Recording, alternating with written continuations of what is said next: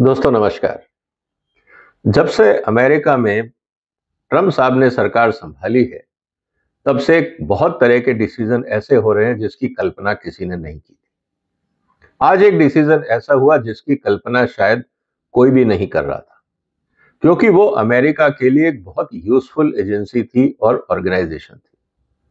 आप ये कह सकते हैं कि वो अमेरिका का डीप स्टेट था, जहां पे अमेरिका अपनी नीतियों को, अपने इन्फ्लुएंस को पूरी दुनिया में आसानी से पहुंचा सकता था। आज हम ये चर्चा करेंगे कि आफ्टर ऑल ये एजेंसी क्या थी, ये कैसे काम करती थी और इसको बंद करने का निर्णय क्यों लिया गया। ये जानना बहुत जरूरी है, क्योंकि इस समय जो निर्णय लिया गया है ये एलन मस्क और ट्रंप की टीम ने मिलकर लिया है। आपको पता है एलन मस्क ने एक नया डिपार्टमेंट संभाला है, डिपार्टमेंट फॉर गवर्नमेंट एफिशिएंसी। अब उसका फायदा क्या है? क्या ट्रंप इस समय जो है एलन मस्क के कहने पे काम कर रहे हैं या इसके पीछे कुछ और कहानी है? आज की चर्चा का विषय यही रहेगा, इसलिए इस वीडियो को पूरा देखिएगा और इस चैनल को सब्सक्राइब करिएगा अगर अभी तक आपने नहीं किया है। दोस्तों, कोई भी बड़ी कंट्री का अपना स्ट्रेटेजिक इंटरेस्ट पूरी दुनिया में होता है, चाहे वो डेवलपमेंट के नाम पे हो, चाहे डिफेंस के नाम पे हो, चाहे डेमोक्रेसी के नाम पे हो, चाहे एजुकेशन के नाम पे हो या किसी और नाम पे। लेकिन हर बड़ा देश, हर ताकत ये चाहती है कि दुनिया में उसका प्रभाव बढ़े, और अमेरिका का प्रभाव बढ़ाने के लिए एक सबसे इंपॉर्टेंट एजेंसी थी जिसका नाम था यूएस एड। अगर आप उसको डिटेल में जाएं तो ये 1961 में प्रेसिडेंट कैनेडी ने इसकी शुरुआत की थी और इस समय करीब 10,000 के आसपास इसका स्टाफ है। $50 बिलियन के आसपास इनका बजट है और करीब 100 देशों में ये लोग काम करते हैं। तो फिर अचानक बंद करने की जरूरत क्यों पड़ी? इस एजेंसी को चलाने के पीछे कौन कौन लोग होते थे, इसको समझना बहुत जरूरी है। दोस्तों, जो यूएस एड है इसका पूरा नाम है United states agency for international development.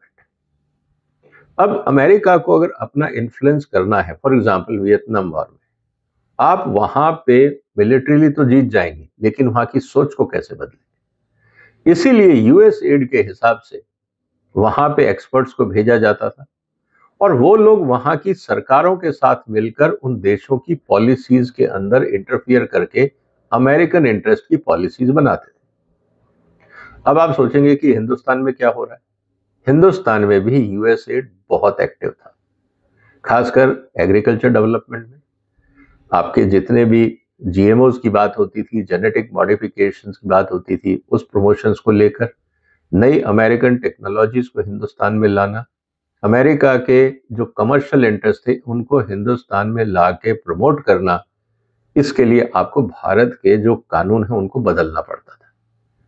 और भारत सरकार के लिए बहुत आसान होता था कि आपको इस सेमिनार ऑर्गेनाइज करें, डिस्कशन ऑर्गेनाइज करें और वहां पे लोगों को बुलाएं, और वो लोगों में अमेरिकन एक्सपर्ट्स भी आते थे जो यूएस एड भेजता था। क्योंकि डेवलपमेंट के नाम पे आप अगर वार्तालाप नहीं करेंगे तो डेवलपमेंट कैसे होगा? इसीलिए जो यूएस एड है, वहां का जो पूरा फंडिंग है या जो उसका प्लानिंग है वो कौन करता है? कहने को ये डेवलपमेंट एजेंसी है, इसके लिए कोई एक डेवलपमेंट डिपार्टमेंट हो सकता है, लाइक रूरल डेवलपमेंट मंत्रालय है, कोई एजुकेशन का है, कोई हेल्थ केयर का है, लेकिन अमेरिका में ऐसा नहीं। वहां पे जो फॉरेन असिस्टेंस एक्ट 4 सितंबर 2061 को प्रेसिडेंट कैनेडी के टाइम पे जब ये कानून पास किया गया था, इसमें सबसे इंपॉर्टेंट बात थी कि ये किसके अंडर काम करेगा। एक तो राष्ट्रपति। अब राष्ट्रपति कौन है? सेनाओं के अध्यक्ष, सारे डिपार्टमेंट्स के ओवरऑल लीडर। तो पूरी की पूरी सरकार यूएस एड को सपोर्ट करेगी, पहली बात। दूसरी इंपॉर्टेंट बात ये थी, सेक्रेटरी ऑफ स्टेट, मतलब जिसको आप फॉरेन अफेयर्स मंत्रालय बोल सकते हैं भारत में, वो दुनिया में कहाँ क्या करना है, जब वो विदेश यात्रा पे जाते थे, वहां के लोगों से बात करते थे, अपना एजेंडा रखते थे, उनका एजेंडा सुनते थे और फिर वो कहते थे कि हाँ, हम आपको सपोर्ट करेंगे, हम आपको ये मदद करेंगे।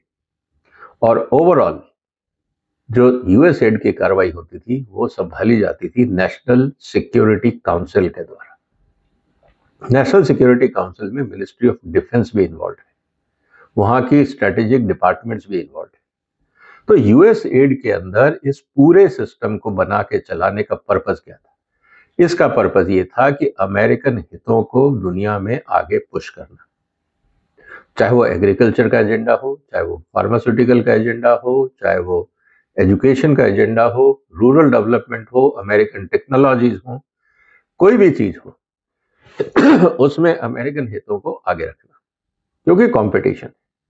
और सबसे अच्छा तरीका ये होता है कि आप ब्रेन वॉश करिए। जब आप मान लीजिए हिंदुस्तान से एक डेलीगेशन को अमेरिका भेजते हैं कि जाइए देखिए हमारे यहाँ पे कैसे काम होता है, तो उसकी फंडिंग कौन करता था? ये डेलीगेशन स्पॉन्सर किए जाते थे यूएसएड के द्वारा। अब यूएसएड के नीचे भी कई एजेंसीज हैं, कई कॉन्ट्रैक्टर्स हैं, वो सब कॉन्ट्रैक्ट करते थे। हिंदुस्तान में लोकल एनजीओज को साथ में लेते थे, उनके साथ मिलकर काम करते थे, उनको ये कहते थे आप इस पे काम करिए, हम आपको फंडिंग देंगे। और ऐसी दुनिया में बहुत सारी एनजीओज हैं जो फंडिंग के लालच में जो डोनर है उसके एजेंडा को आगे पुश करते हैं। उदाहरण के लिए अगर आपको ये मैं कहूं कि भाई हिंदुस्तान में आपको ये टेक्नोलॉजी चाहिए, ये वैक्सीन चाहिए, या जीएम टेक्नोलॉजी चाहिए, या कोई और टेक्नोलॉजी चाहिए, तो अगर अमेरिकन एजेंसी कहेगी तो ये लगेगा कि देखिए इनका वेस्टेड इंटरेस्ट है, ये अपना एजेंडा पुश कर रहे हैं। लेकिन वही एजेंसी किसी लोकल एनजीओ को, किसान संस्थाओं को, किसी कंज्यूमर ग्रुप को, किसी और थिंक टैंक को पकड़ती, उनको फंडिंग देती कि आप इस पे काम करो और आपको जो टेक्निकल हेल्प चाहिए वो हम दे देंगे। तो अब आपको टेक्निकली करना क्या है? Cut paste. हिंदुस्तान में डेटा तो जनरेट होता नहीं, तो आप जितनी भी रिपोर्ट्स उठा के देखोगे हमारे यहाँ डेवलपमेंट एजेंसीज की, वो अमेरिकन रिपोर्ट्स को कोट करती है, क्योंकि उनके पास इतना पैसा नहीं है कि वो ग्राउंड लेवल पे जाके डेटा जनरेट करें। फिर वो सारी कट पेस्ट करके अंग्रेजी अपनी डेटा अमेरिका का उसको बना के रिपोर्ट बनाती है, और इन एनजीओ के कनेक्शन होते हैं आपके पॉलिसी मेकर्स के साथ, चाहे वो पार्लियामेंटेरियंस हो, मीडिया हो, या ब्यूरोक्रेसी हो। इन्फ्लुएंसर्स के साथ मिलकर फिर ये सरकार पे दबाव डालते हैं कि आपकी ये जो पॉलिसी है ये ठीक नहीं है, इसको बदलना चाहिए। और कैसे बदलना चाहिए उसकी रूपरेखा हमने अपने रिसर्च पेपर में दी। वो रूपरेखा लेकर ब्यूरोक्रेट्स इन्फ्लुएंस होते हैं, मंत्री इन्फ्लुएंस होते हैं, पार्लियामेंट में भी इसके क्वेश्चंस उठाए जाते हैं, एनजीओ को खड़ा किया जाता, किसान संस्थाओं को खड़ा किया जाता, कंज्यूमर ग्रुप्स को खड़ा किया जाता है कि आप इस तरह से पॉलिसी बनाइए। और जब वो पॉलिसी बनेगी तो ऑब्वियसली जो उस स्थिति में होगा उस पॉलिसी को एक्सप्लॉइट करने में सबसे पहले फायदा उसी का होगा। डेवलपमेंट में टाइम लगता है, तो सबसे पहले कौन तैयार था? American companies. वो तुरंत जैसे ही भारत में पॉलिसी बदलती है वो अपना बिजनेस इंटरेस्ट पुश करना शुरू करते हैं। वाजिब है, ये पूरा खेल है। अब पॉलिसी मेकर्स को कैसे इन्फ्लुएंस किया जाता था? इसका बहुत आसान तरीका था उनके पास। हम अमेरिका आपको अमेरिका की विजिट करा देते हैं। दूसरा, जो ब्यूरोक्रेट्स थे या पार्लियामेंटेरियंस थे या पॉलिसी मेकर्स थे, उनके बहुत सारे बच्चे विदेशों में पढ़ते, वो सिर्फ अमेरिका ही क्यों जाते थे? खासकर सीनियर ब्यूरोक्रेट्स के बच्चों को बड़ी आसानी से अमेरिका में एडमिशन मिल जाता था, वीसा मिल जाता था। ऐसा क्यों होता था? ये सब सोचने की बात है।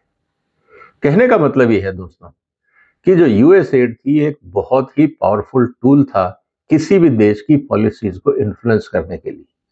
क्योंकि जब भी कहीं बाढ़ राहत होती या कोई बीमारी होती या कोई डेवलपमेंट का काम होता, यूएसएड की एजेंसी के लोग उस स्टेट गवर्नमेंट के पास जाते, सेंट्रल गवर्नमेंट के पास जाते कि आपके पास ये प्रॉब्लम है, हम इतना पैसा लगाना चाहते हैं, हम आपके साथ यहाँ काम करना चाहते हैं।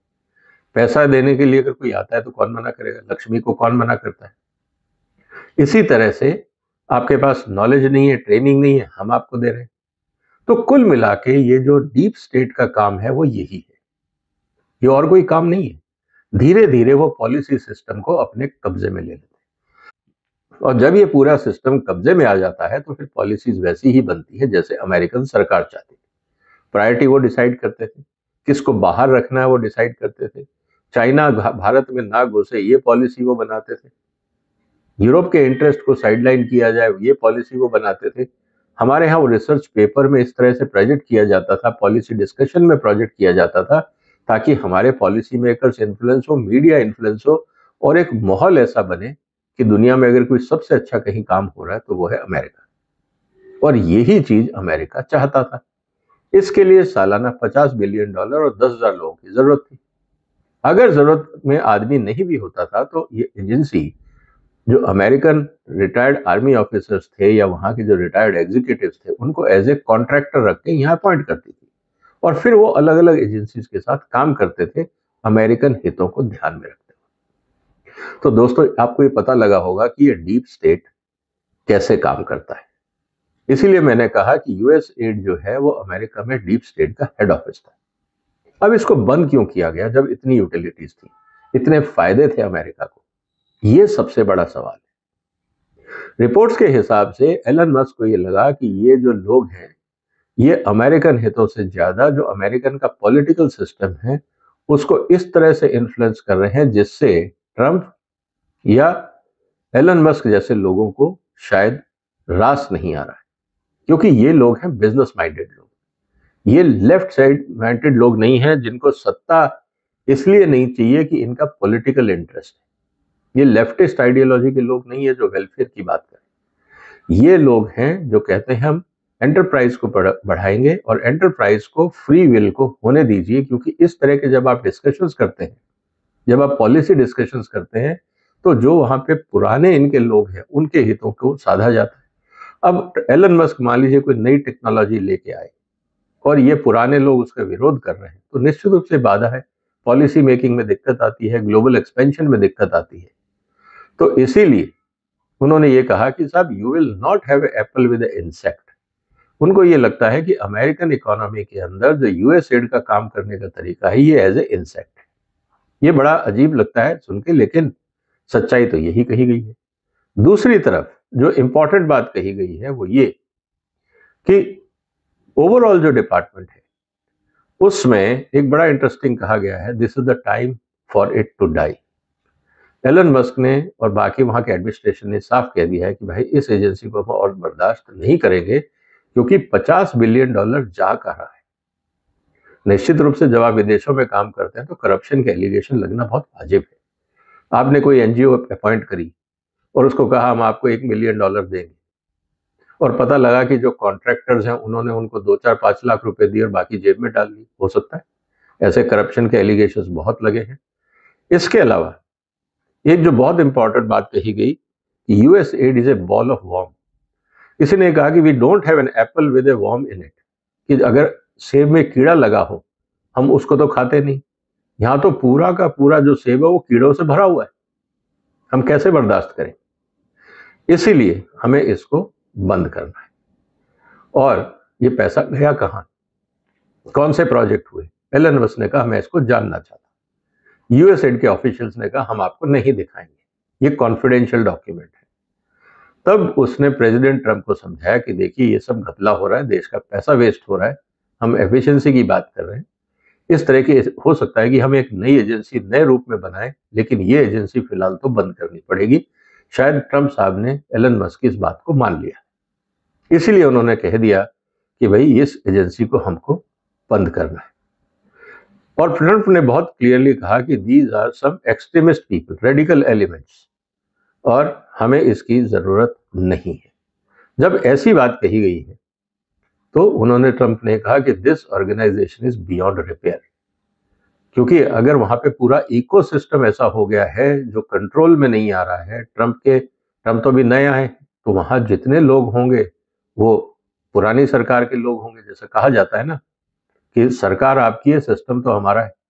तो जो यूएस एड का सिस्टम है वो शायद ट्रंप को रास नहीं आ रहा, एलन मस्क को रास नहीं आ रहा। तो ट्रंप की सरकार तो बन गई, लेकिन सिस्टम तो जो बाइडेन का अभी भी काम कर रहा है। इसीलिए जो रिपब्लिकन और डेमोक्रेट्स में जो कन्फ्लिक्ट है उसको ये समझना होगा कि अभी भी जो सिस्टम में कन्फ्लिक्ट ये है कि जो लोग हैं वो डेमोक्रेट्स के आइडियोलॉजी के हैं या रिपब्लिकन आइडियोलॉजी के। जैसा भारत में भी हम देख रहे हैं कि आप बीजेपी वर्सेस कांग्रेस, कांग्रेस का यही कहना है कि सरकार बीजेपी की हो तो क्या हो, सिस्टम तो हमारा है। यही हालात आज अमेरिका में भी। इसीलिए दोस्तों ये डिसीजन लिया गया कि इस संस्था को बंद किया जाए। अब देखते हैं कि अमेरिकन सरकार क्या नया निर्णय लेती है, किस तरह से फॉरेन अफेयर्स को मैनेज करती है। यूएस एड का अल्टरनेट तो उनको चाहिए, कब और किस रूप में शायद आने वाला टाइम बताएगा। आपको क्या लगता है दोस्तों, क्या यूएसएड जैसी संस्थाओं ने भारत के जैसे देशों में कितनी घुसपैठ की होगी? कौन कौन से मंत्रालयों पे नजर होगी यूएसएड की, और कितने ऐसे पॉलिसी पेपर्स होंगे जो यूएसएड ने बनाए होंगे अलग अलग मंत्रालयों के लिए, और जिसके कारण हमने अपनी पॉलिसीज बदली होंगी?